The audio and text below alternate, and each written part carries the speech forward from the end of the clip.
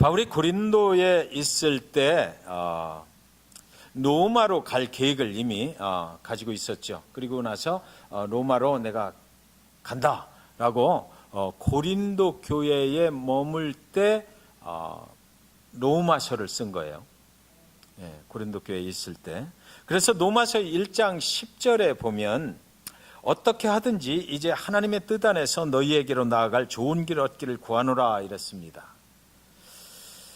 고린도 교회에 있을 때 이미 나는 로마로 가야 되겠다. 그것이 하나님의 뜻이다라는 걸 이제 알고 그리고 나서 로마서를 써서 내가 이제 거기 가서 너희에게로 이제 좋은 소식을 가지고 가겠다. 그것을 내가 놓고 기도하니라. 이렇게 했던 거죠. 사도행전 18장 2절에 보면 아굴라라 하는 본도에서 난 유대인 한 사람을 만나니 글라우디오가 모든 유대인을 명하여 로마에서 떠나라 한 고로 그가 그 안에 브리스길라와 함께 이달리아로부터 새로 온지라 바울이 그들에게 가매 이렇게 되어 있는데 그렇다면 고린도 교회에 있을 때 고린도 교회를 개척하고 나서 로마로 갈 생각을 했거든요. 그러니까 고린도 교회에 있을 때 누가 그 로마에 대한 생각을 바울에게 주었을까 이런 질문이 생기잖아요. 그때 보면 고린도 교회 개척 멤버가 누굽니까? 브리스길라와 아굴라죠. 브리스길라와 아굴라가 왜 고린도 교회에서 사도 바울을 만나게 됐냐면은 이 사람들이 텐트 장사잖아요. 그래서 같이 와서 이제 동업을 하고 같이 협력 사역을 하게 되는데 이 사람들이 글라우디오 황제 때 로마에 있던 사람들이거든요. 그래서 그 글라우디오 황제가 그리스도인들을 다 추방을 시켜버렸어요. 로마에서. 그래서 이 사람들이 이제 먹고 살기 위해서 온 곳이 어디냐 그러면 고린도였다고요. 그래서 이 사람들은 로마에 대해서 잘 알고 있는 거죠.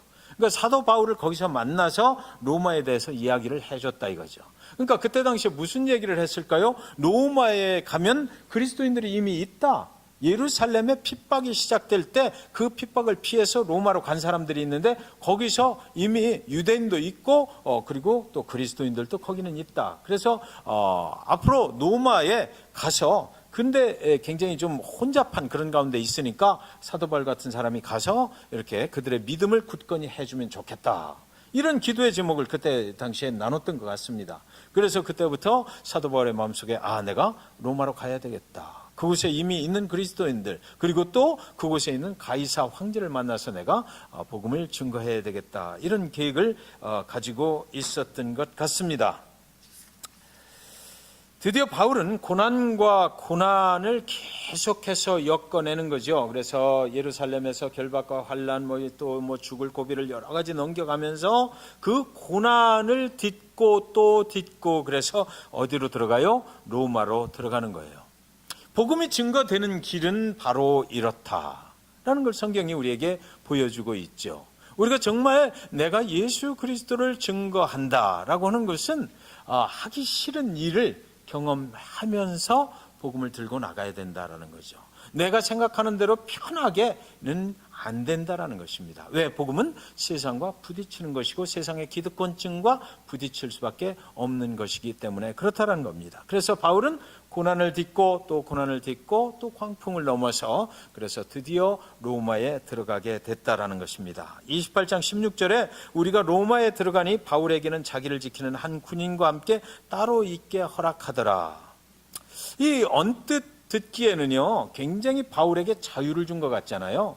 한국말 번역에 그래요. 우리가 로마에 들어가니 우리 속에는 그 바울의 그 동역자들이 함께 있는 거죠. 누가도 포함이 되어 있고 이래요. 로마에 들어가니 바울에게는 자기를 지키는 한 군인과 함께 따로 있게 허락하더라. 그런데 이것이 어떤 이야기냐 그러면 바울에게 자유를 주기는 줬는데 한쪽 오른손에 쇠사슬로 고랑을 채우고 이 쇠사슬로 채운 고랑을 한 병사의 손목에 또 채운 거예요. 그리고 나서 그 집에 그냥 있어라. 밖으로 나갈 수는 없다. 그리고 병사들은 교대로 바울을 감시를 하는 거죠. 병사의 손에서만 이 쇠사슬이 바뀌는 거죠. 또 풀어졌다가 또 다른 병사가 와서 또 교대 시간이 되면 또 채우고 이렇게 했던 겁니다. 그러니까 그 집 안에서만 자유를 허락했다. 그리고 밖에 있는 사람들이 와서 바울을 만날 수는 있으나 바울 스스로가 밖으로는 나갈 수 없도록 그렇게 했다라는 것입니다.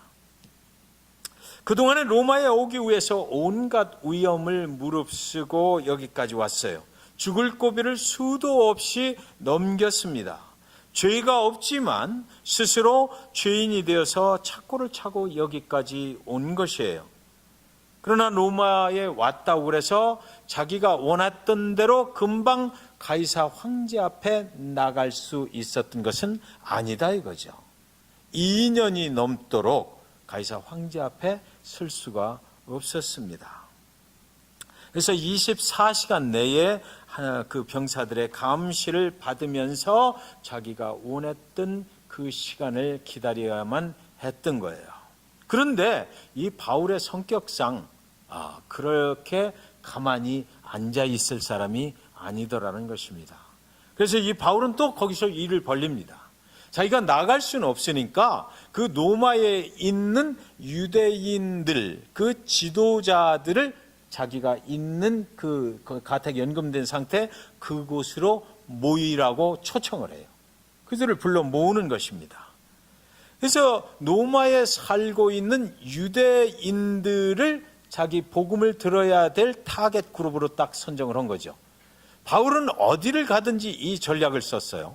어디를 가든지 이방에 가서 복음을 증거할 때 유대인의 어디를 들어가?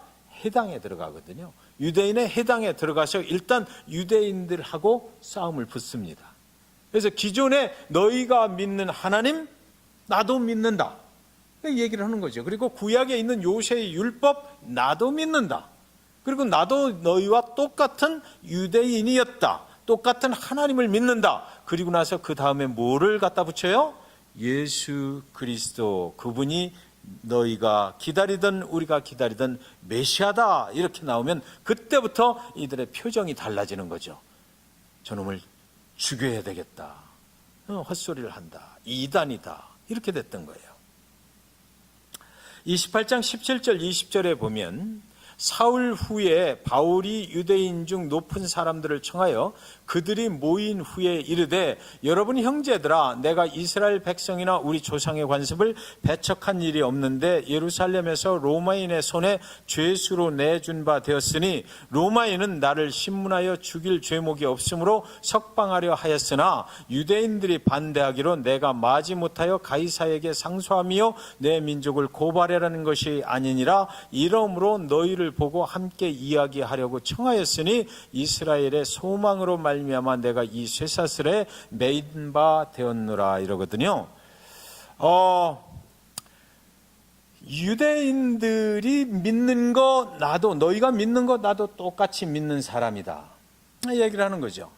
그리고 로마인들은 내가 죄가 없음을 알고 로마법에 저촉이 안 된다는 것을 알고 내가 죄가 없다라는 것을 알고 석방시켜 주려고 했는데 지금 프라브롬이 있는데 그것은 뭐냐 그러면 내가 믿는 하나님 너희도 믿고 너희의 하나님 나도 믿고 너희가 믿는 지키는 모세 율법을 나도 지키는 똑같은 한 하나님 안에 있는 사람인데 유대인 종교 지도자들은 나를 나쁘게 생각하고 죄를 뒤집어 씌운다.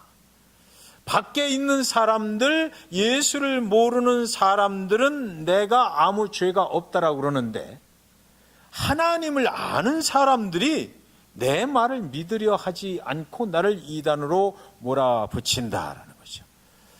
여러분, 사도 바울의 그 전략은, 복음 증거의 전략은 교회 개척이었습니다. 오늘날도 사도 바울과 똑같은 현상이 벌어지죠. 우리 안에 교회 개척이 시작이 되면 다른 사람들은 별로 그렇게 관심이 없든지 아니면 그동안 예수를 안 믿던 사람들은 기존 교회로부터 내가 예수를 잘 배우질 못했으니까 나도 한번 이번 기회에 저 개척교회에 가서 예수를 한번 만나야 되겠다라든지 나도 한번 이번 기회에 이제 하나님을 믿어볼까 이런 생각을 하고 그 개척교회로 모여들지만 그러나 기존에 있었던 교회들은 그 지역에 개척교회가 생기는 것을 싫어한다라는 거죠. 그냥 둬서는 안 되겠다. 나의 기득권층의 그 기득 권리를 빼앗아 간다라고 생각을 해서 아웃 오브 파켓, 내 돈주머니가 빠져나가는 것을 우려하고 그것을 심히 싫어한다. 저는 이 문제를 내 삶의 체험을 하면서 오늘날까지 살아갑니다. 이것은 어쩔 수 없어요. 교회 개척 목회자로서 당해야만 되는 고난 중에 가장 큰 고난은 바로 이것이다 라는 거죠. 그래서 우리 개척교회 성도님들이 이런 걸 좀 알아줬으면 좋겠다라는 거예요. 이런 상황을 통해서 새로운 교회가 한 지역에 형성이 되고 온전한 사역을 감당하게 될 때까지는 엄청난 수고와 고난과 환난을 경험해야 되고 시간도 엄청나게 오래 걸린다라는 것입니다. 그것이 쉽지 않아요. 온갖 비난과 거짓 소문들, 그런 것들로 인해서 우리는 한동안 자유롭지 못하다라는 것입니다. 그래서 요즘에는 많은 개척 교회들이 이제 어느 정도 성장을 해도 그게 해결이 안 되면 교단을 탈퇴해서 독립교단, 초교파 이렇게 가는 그런 교회들이 엄청나게 많이 있죠. 교회의 기존 기득권층들의 반대에 부딪혀서 그 사역을 하기가 어렵게 되기 때문이다라는 것입니다.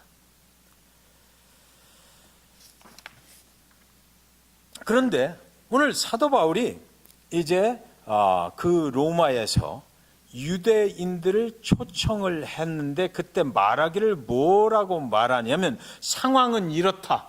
상황은 이렇고 나는 죄인이 아닌데 지금 이렇게 죄인의 모습으로 여기 와 있다. 그런데 내가 당신에게 할 이야기가 있다라는 거예요. 이스라엘의 소망으로 말미암아 너희를 보고 함께 이야기하려고 청하였으니, 그러니까 이 예수 그리스도에 대한 복음을 이야기를 해야 되는데 자기가 발로 걸어 나갈 수가 없으니까 청했다. 와서 나하고 이야기를 나눠보자. 여러분, 복음은요 관계를 통해서 증거되는 거예요. 여러분 가정에 있는 부모, 자녀, 아내, 남편과의 아주 친밀한 그런 관계를 형성하지 않고는 복음은 증거되지 않는다라는 거죠. 예를 들어서 남편이 교회에 안 나온다. 그래서 교회에 갔다 오면 남편이 인상을 쓰고 당신 집 안 지키고 애들 교육 안 시키고 어디를 갔다 오는 거야 라고 소리를 박박 지를 때 징그러워 못 살겠네 하고, 내가 그렇게 교회 다니는 게 그렇게도 안 좋아 보이나 라고 해서는 그 남편을 절대로 전도할 수가 없다라는 것입니다. 그래도 참고, 그래도 다정스럽게 여보 미안해, 오늘 혼자 있느라고 얼마나 외로웠어 라고 볼에 뽀뽀 한번 해주고, 이렇게 해서 마음을 풀어줘야 언젠가는 당신이 다니는 교회가 어디야? 거기 가서 도대체 뭐 하는 거야? 라고 물어보는 날이 있다라는 것입니다. 이야기를 해야 되잖아요. 이야기할 수 있는 끈을 연결을 해야만 된다는 것입니다. 내가 이야기할 때 그것을 아주 좋은 관계 속에서 받아들이려고 하는 그런 밀접한 관계가 형성이 되지 않고는 안 된다. 우리가 복음 전도를 나가보면 대개의 경우 무슨 얘기를 하냐면 당신 교회에 있는 누구라고 그래요. 그 사람 나하고 옛날에 내가 대판 뭐라고 해버렸거든요. 그 사람 왜요? 이렇게 물어보면 정말 싸가지 없어요. 나는 복음을 증거하러 갔는데 그 사람의 관심은 우리 교회에 있는 누구와 싸우는 것. 그래서 싸움에서 내가 승리를 했고 그 사람은 아주 나쁜 사람이다. 그래서 나는 그 사람이 다니는 교회는 죽어도 갈 수 없다라는 걸 강조를 하지. 관계가 안 좋으면 예수를 증거하는데 심각한 문제가 된다는 것입니다. 심각한 문제가 돼요. 그래서 우리는 어떻게든지 해서 밖에 예수를 믿지 않는 자들에게 좋은 관계 형성을 할 줄 알아야 되겠다라는 것입니다. 모든 사람은 다 자기가 옳다라고 생각을 해요. 모든 사람은 다 내가 가장 옳은 의견을 가지고 있다라고 생각을 하고 나와 다른 사람을 만나면 튕기게 돼 있다라는 것입니다. 나하고 틀리면 저 사람이 잘못됐다라고 얘기를 해요. 그래서 그 관계를 극복하지 못하면 우리는 내가 증거하는 예수를 증거할 때 그 사람이 뭐라고 그러냐면 너나 잘 믿으라라고 하죠. 그러니까 우리는 참을 수 있어야 되고 인내할 줄 알아야 되고 예수를 증거하는 것을 우선순위에 둔다면 내가 조금 손해보고 내가 조금 기분 나쁘고 내 안에 분노가 일어도 그 순간 좀 참을 수 있어야 되겠다라는 거죠. 관계라는 건 굉장히 중요합니다. 관계를 형성시켜 놔야 돼요. 그래서 내가 지금 당신에게 하고 싶은 이야기, 나와 당신과 똑같은 이스라엘 백성이지 않느냐? 하나님의 선택받은 백성인데 우리에게는 소망이 있어서 우리가 그동안 기다려왔던 그것이 있다. 그것이 바로 예수 그리스도 메시아다. 내가 지금 그것을 증거하기 위해서 내 스스로 쇠사슬에 묶여서 여기 와서 당신을 만나고 있는 거다라는 거죠. 로마 사람들이 나를 석방시켜서 너는 자유하다라고 했을 때 내가 그것을 마다하고 유대인들의 기득권층이 나를 고소하고 하는 거, 죄가 없는데도 죄인이라고 얘기하는 거, 그것을 그냥 내가 인정하고 끌고 해서 오늘 내가 여기 지금 여러분을 만나고 있는 것입니다 라고 이야기를 하는 거예요. 내가 그 정도까지도 다 감수하면서 당신을 만나기를 원했다라고 이야기를 한다 이거죠. 그것이 바로 누구냐? 예수 그리스도, 그분을 이야기하기 위해서다라는 것입니다. 28장 21절 23절에 보시면 그들이 이르되 우리가 유대에서 내게 대한 편지도 받은 일이 없고 또 형제, 이건 유대인들이 하는 얘기입니다. 로마에서 내가 당신에 대해서 소문 들은 게 없다. 이 사람들이 얘기하는 거예요. 그리고 당신이 나쁜 사람이다라고 들은 적도 없다. 이렇게 얘기를 하는 거죠. 그런데 여러분 사실은 그렇지 않아요. 이미 사도 바울이 세상을 휘뒤젓고 다녔기 때문에 이미 로마에 사는 유대인들이 다 알고 있습니다. 사도 바울이 누구인지. 이단이라고 평판을 듣는 이 사람이 누구인지 이미 들어서 다 알아요. 그런데 옛날 글라우디오 황제 때 처음에 말씀드린 것과 마찬가지로 로마에 살고 있는 유대인들을 다 추방시켜버린 일이 있거든요. 그게 두려운 거예요. 그러니까 공식적으로 지금 사도 바울 앞에서 이 유대인 기득권층들이 하는 얘기, 지도자들이 하는 얘기는 뭐냐면 공식적으로 나는 당신하고는 아무 관계가 없다. 그동안 모른다라고 얘기를 하는 거죠. 네. 공식적으로는. 그리고 나서 뭐라고 그러냐면 우리가 너의 사상이 어떠한가 듣고자 하니, 종교적인 얘기를 듣고자 하는 것이 아니라 네가 생각하는 그 네 생각이 뭐냐, 이런 걸 좀 한번 들어봤으면 좋겠다. 옛날 아덴에서 사도 바울이 복음을 증거할 때 아덴 사람들이 했던 그런 거죠. 로마에 사는 사람들은 꽤나 좀 지식층이었던 것 같아요. 사상이 어떤지 한번 좀 들어보자.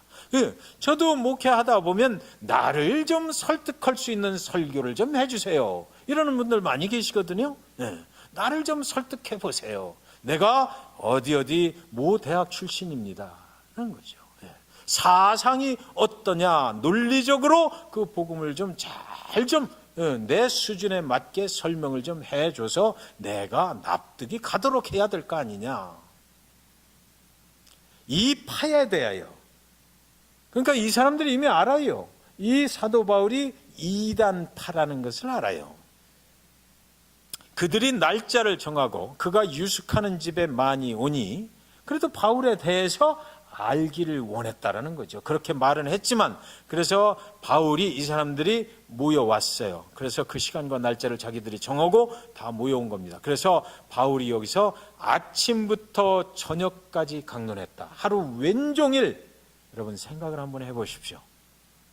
쇠고랑을 차고 병사가 지키는 가운데 이 사도 바울이 대단한 사람이잖아요.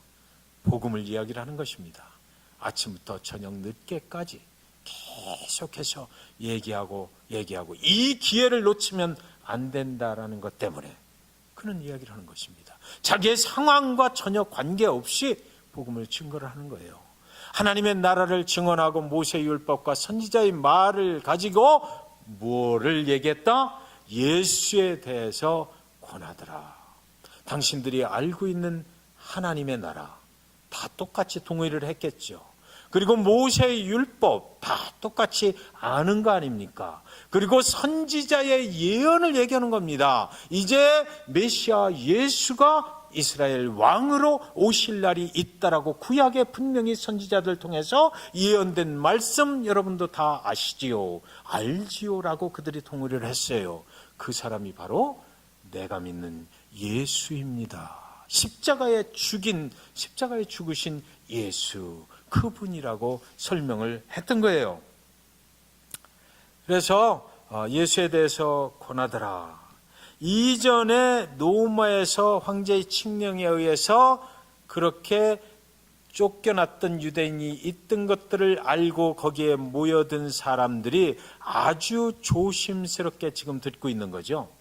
그러니까 그 말이 맞고 정말로 예수가 그 메시아라는 것을 인정하고 싶었지만, 그러나 28장 24절에 보면 24절부터 27절까지 보면 그 말을 믿는 사람도 있고 믿지 아니하는 사람도 있다. 제가 복음을 어디 가서 증거한다고 그래서 그 사람이 다 믿는 건 아니죠, 물론. 그런데 여기는 또 특별했어요. 다 알고 듣고 그리고 나서 정말 그런가라고 생각이 들었지만, 그러나 그들이 돌아나가면서 아니야, 나는 안 믿어. 밖에 나가서 예수 믿는 자로 취급됐을 때 저 사도 바울이 무슨 소동을 일으킨다든지 하면 내가 지금까지 예루살렘에서 로마에 와서 쌓아놓았던 나의 삶의 터전들이 위협받을 수도 있다라는 것 때문에 쉽게 믿을 수가 없었다라는 것입니다. 아니하여 흩어질 때에 바울이 한 말로 이르되, 그런데 바울이 그들의 뒤통수에다 대고 얘기를 하는 거예요. 성령이 선지자 이사야를 통하여 너희 조상들에게 말씀하신 것이 옳도다 일렀으되, 이 백성에게 가서 말하기를 너희가 듣기는 들어도 도무지 깨닫지 못하며 보기는 보아도 도무지 알지 못하는도다. 이 백성들의 마음이 우둔하여져서 그 귀로는 둔하게 듣고 그 눈은 감았으니 이는 눈으로 보고 귀로 듣고 마음으로 깨달아 들어오면 내가 고쳐줄까 함이라 하였으니. 이 말씀은 이사야 선지자의 말이거든요. 그래서 이사야서 6장 9절부터 10절까지 보시면요, 여호와께서 이르시되 가서 이 백성에게 이르기를 너희가 듣기는 들어도 깨닫지 못할 것이요 보기는 보아도 알지 못하리라 하여 이 백성의 마음을 둔하게 하며 그들의 귀가 막히고 그들의 눈이 감기게 하라. 염려하건대 그들이 눈으로 보고 귀로 듣고 마음으로 깨닫고 다시 돌아와 고침을 받을까 하노라 하시기로. 이 선지자의 예언의 말씀을 당신들이 다 알잖아 라고 말하는 거예요. 지금 당신들이 믿지 않는 것은 이 예언의 말씀대로 들었으나 그 마음이 우둔하여져서 안 믿으려고 하기 때문이야 라고 말하는 거죠. 안 믿고 나가는 자들의 뒤통수에 대고 당신들이 알고 있는 그 선지자의 말씀이 지금 당신의 모습을 두고 얘기하는 거야 라고 그렇게 말하는 것입니다. 28장 28절에 보시면 28장 28절에 그런즉 하나님의 이 구원이 이방인에게로 보내어진 줄 알라. 그들은 그것을 들으리라 하더라. 그래서 유대인들이여 하나님께서 당신들에게 전하라고는 했지만 유대인들은 워낙 마음이 둔하고 믿으려고 하지 않는 강팍함이 있어서 모든 인류를 향한 이 복음을 이방인에게 전하라고 나를 불렀다. 그래서 나는 그 길을 간다라고 한 거예요. 그런즉 이 구원이 이방인에게로 보내어진 줄 알라. 이방인에게 가면 이방인들은 이제 그들은 그것을 들으리라. 그들은 듣는다라는 것입니다. 28장 30절 31절에 보면 바울이 온 이태를 자기 셋집에 머물면서 자기에게 오는 사람을 다 영접하고 하나님의 나라를 전파하며 주 예수 그리스도에 관한 모든 것을 담대하게 거침없이 가르치더라. 상황은 그 상황인데 그곳에서 2년이 넘도록 계속해서 사람들을 초청해서 예수 그리스도에 관한 모든 것을 담대하게 거침없이 가르치더라. 여러분, 가이사를 만나러 로마에 왔지만 그 일은 쉬운 일이 아니었어요. 2년이 넘도록 가이사 앞에 설 기회는 오지 않았습니다. 그러나 그는 재판을 기다리고 있었던 이 2년이 넘는 기간에도 계속해서 그의 집으로 사람들을 초청하여 주 예수 그리스도에 관한 모든 것을 전하였다. 성경은 이렇게 기록해 놓고 있습니다.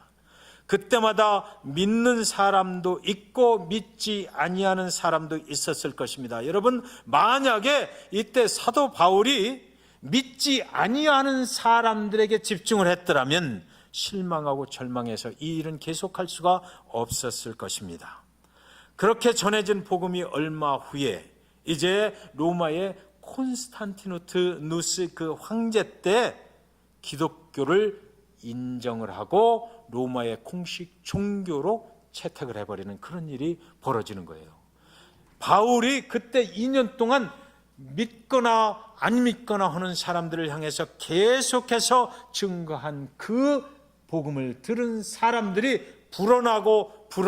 불어나서 콘스탄티누스 이분도 복음을 듣고 그리고 나서 공식적으로 인정을 할 수밖에 없었다는 거죠. 이분이 정말 그리스도인이 됐는지 아닌지는 우리는 알 수 없어요. 정치적으로 자기가 유리한 고지에서 정치를 하기 위해서 그럴 수도 있어요. 그러나 어쨌거나 이런 역사들을 통해서 로마의 복음을 들은 자들이 늘어났다라는 것은 확실한 사실입니다. 여러분, 하나님께서 집을 나간 아담과 하와를 찾아 나섭니다. 아담아, 네가 어디 있느냐? 이제 하나님과 단절됐어요. 죄를 지었기 때문이에요. 아담아, 네가 어디에 있느냐? 이렇게 하나님이 사람을 찾으시는 것으로 해서 성경은 시작이 됩니다. 동생 아벨을 죽인 형 가인에게 하나님이 물으세요. 네 아우 아벨이 어디 있느냐라고 물으십니다.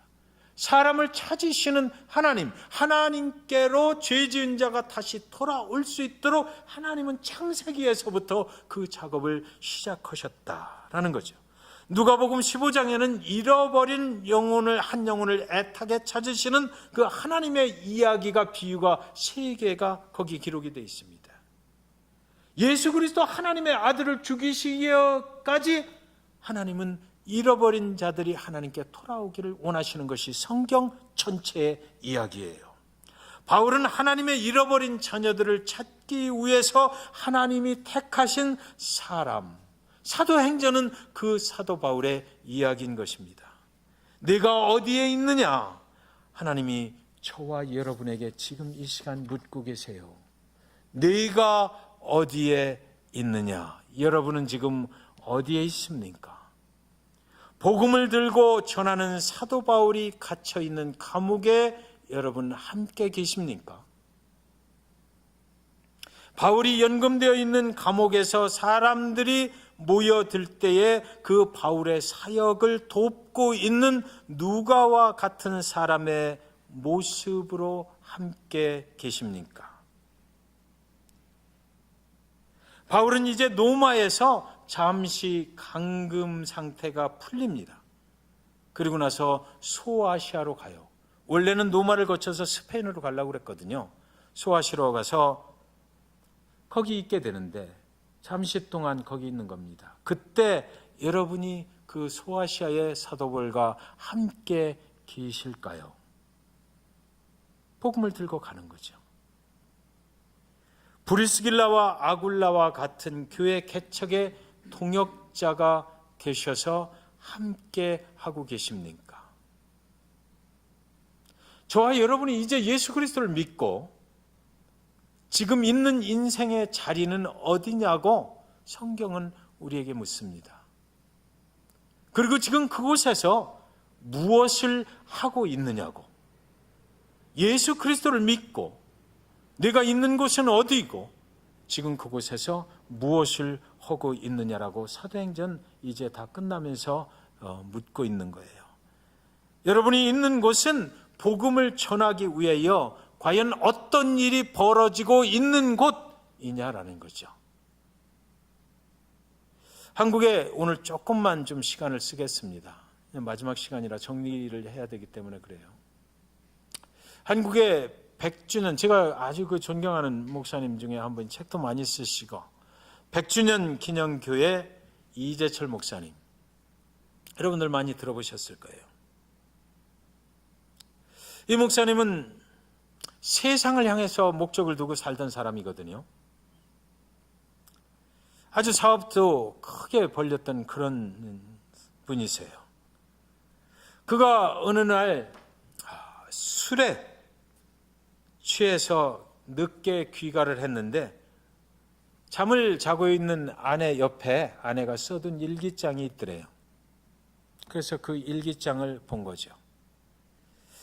술김에 그 일기장을 읽어보는데 그 일기의 내용을 제가 좀 읽어드리겠습니다. 그 아내는 크리스찬이었거든요. 이렇게 썼어요. 나는 오늘도 버스를 타고 수유리 너머로 갔다. 시골길을 하염없이 걸으면서 오늘도 어김없이 죽음을 생각했다. 약을 먹고 죽을까? 아니면 손목을 그어서 죽을까? 그러나 그것은 내가 취할 길이 아님을 나는 다시 한 번 더 확인하고 되돌아왔다. 나를 살리기 위해 십자가에서 돌아가신 주님께서 주님의 뜻을 위해 내게 주신 남편이므로 나는 사랑해야만 한다. 나는 할 수 없지만 주님께서 사랑하라 명령하심으로 나는 사랑해야만 한다. 주님 도와주세요. 나의 약함을 주님께서 잘 아시잖아요. 이렇게 쓴 일기장을 머리맡에 놓고 잠이 들어있는 아내, 술김에 그걸 읽어보고 이 이재철 목사님이 통곡을 했다고 그럽니다. 그래서 그분은 그 아내의 일기장을 보고 삶을 바꾼 것입니다. 그리스도인이 되어서 지금은 한국에서는 가장 정통적인 방법으로 복음을 전하고 있는 그 교회의 그 담임 목사로 일을 하고 계신 거죠. 바울이 순교를 당했거든요. 순교를 당하게 되는데 로마의 그 네로 황제 때 로마에 큰 화재가 일어나잖아요. 그 진상을 덮기 위해서 네로는 바울을 잡아 죽입니다. 그래서 로마에 갔다 오신 분도 계시지만 그 그림을 좀 보여주십시오. 예. 그리스도인들이 네로 황제가 그 불이 난 것이 그리스도인들 때문이다 라고 해서 소아시아에 가 있던 사도 바울을 즉시 잡아오라고 명령을 합니다. 사도 바울이 그 로마에서 유명한 사람이 돼버렸던 거죠, 이미. 예. 복음을 들고 막 설쳐대니까. 저것이 뭐냐면 사람을 참수형을, 그리스도인들을 목을 베어버리는 그런 기둥이에요. 돌기둥입니다. 그래서 저 돌 위에다가제1호 사도 바울, 그래서 목을 갖다가 이렇게 놓은 거예요. 그래 놓고 나서 그 위에서, 그 돌 위에서 칼로 내리쳐서 목을 잘라버린 것입니다. 사도 바울이 이렇게 죽임을 당했어요. 기록에 의하면 사도 바울의 머리가 땅에 떨어질 때 3번 쿵쿵쿵 하고 움직였다라고 그래요. 뭐 산 사람의 목을 치니까 그럴 수 있겠죠. 그런데 그 목이 3번 떨어진 그 세 자리에서 다 나중에 생수가 올라왔다는 말이 기록에 되어 있어요. 여러분, 복음 전도라고 하는 것은 이런 역사를 가지고 있는 거죠. 그래서 우리는 그 사도 바울이 전했던 그 복음을 통해서 오늘 이 잭슨빌 이 땅에서 예수 그리스도를 알고 살아가게 된 것입니다. 복음 전도의 이야기는 지금도 계속되고 있습니다. 지금도 계속되고 있어요. 이제는 우리의 이야기를 좀 써야 되지 않겠습니까? 예수 믿고 잭슨빌 중앙침례교회 성도가 되고 잭슨빌의 삶의 터전을 트고 살아가면서 저와 여러분이 이제는 내가 어떻게 나를 구원해 주신 그 예수, 그분을 증거했는지를 우리가 쓸 차례가 됐습니다.